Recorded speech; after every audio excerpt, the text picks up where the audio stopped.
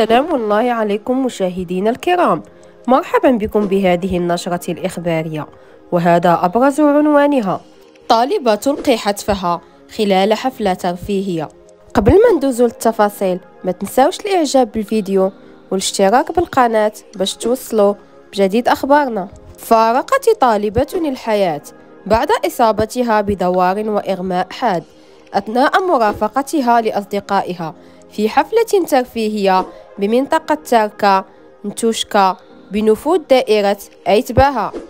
وقالت مصادر إن الفتاة التي كانت قيد حياتها طالبة تدرس بأحد المعاهد الخاصة بمدينة أكادير أصيبت بمغص حاد وإغماء أثناء قيامها بجولة رفقة أصدقائها وصديقاتها بأحد الأسواق الأسبوعية بالمنطقة، قبل أن يتم نقلها للمستوصف الصحي ويتم تحويلها على وجه السرعة للمستعجلات بالمستشفى الإقليمي بمدينة أكادير، غير أنها فارقت الحياة قبل بلوغها المستشفى.